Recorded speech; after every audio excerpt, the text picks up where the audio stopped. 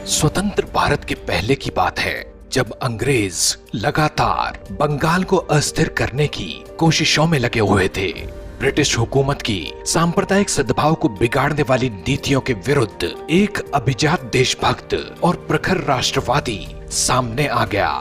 मुस्लिम league को बंगाल की सत्ता से किनारे करके अंग्रेजों की मंशा पर पानी फेरने का काम करने वाले इस विरले शख्स के नाम 33 वर्ष की आयु में कलकत्ता विश्वविद्यालय के कुलपति बनने और विश्व के सबसे युवा कुलपति होने का सम्मान प्राप्त है। दुनिया इन्हें डॉक्टर श्यामा प्रसाद मुखर्जी के नाम से जानती है।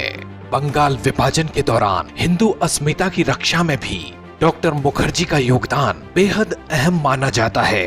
हिंदुओं की ताकत को एकजुट करके डॉक्टर मुखर्जी ने पूर्वी पाकिस्तान में बंगाल का पूरा हिस्सा जाने से रोक लिया था। अगर डॉक्टर मुखर्जी ना होते तो आज पश्चिम बंगाल भी पूर्वी पाकिस्तान यानी आज के बांग्लादेश का ही हिस्सा होता। हिंदुओं के अधिकारों के लिए वे हमेशा से मुखर रहे। यही वजह रही कि उन्होंने नेहरू लियाकत समझौते के विरोध में 6 अप्रैल 1950 को नेहरू मंत्रिमंडल से इस्तीफा दे दिया था।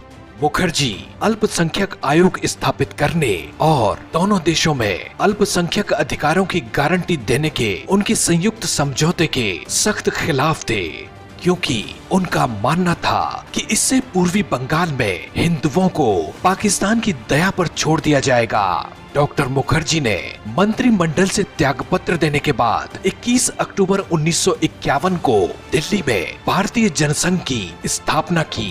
डॉक्टर मुखर्जी भारत की अखंडता और कश्मीर के विलय के दृढ़ समर्थक थे। अनुच्छेद 370 के वे दुर्विरोधी थे। डॉक्टर मुखर्जी इस प्रण पर सदैव अडिग रहे कि जम्मू एवं कश्मीर भारत का एक अविभाज्य अंग है। उस समय अनुच्छेद 370 में यह प्रावधान किया गया था कि कोई भी सरकार से बिना परमिट लिए जम्मू कश्मीर की सीमा में प्रवेश नहीं कर सकता। डॉक्टर मुखर्जी इस प्रावधान के सख्त खिलाफ थे। अगस्त 1952 में आयोजित की गई रैली में उन्होंने यह संकल्प दोहराया। नेहरू की नीतियों के विरोध के दौरान डॉक्टर मुखर्जी कश्मीर जाकर अपनी बात कहना चाहते थे, लेकिन 11 मई 1953 को श्रीनगर में घुसते ही उन्हें गिरफ्तार कर लिया गया। तब वहाँ शेख अब्दुल्ला की सरकार थी। 1 महीने से ज्यादा कैद में रखे गए मुखर्जी की सेहत लगातार बिगड़ती चली गई और वे अखंड भारत के सपने के लिए बलिदान हो गए।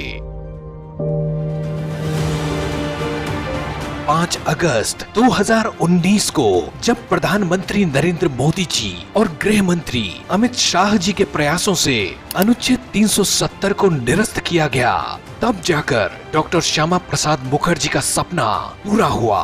ये डॉक्टर श्यामा प्रसाद मुखर्जी को राष्ट्र की ओर से सच्ची श्रद्धांजलि थी। डॉक्टर श्यामा प्रसाद मुखर्जी के व्यक्तित्व और जीवन शैली से प्रेरणा लेकर आज देश की नौजवान पीढ़ी राष्ट्र निर्माण में अपना योगदान दे रही है।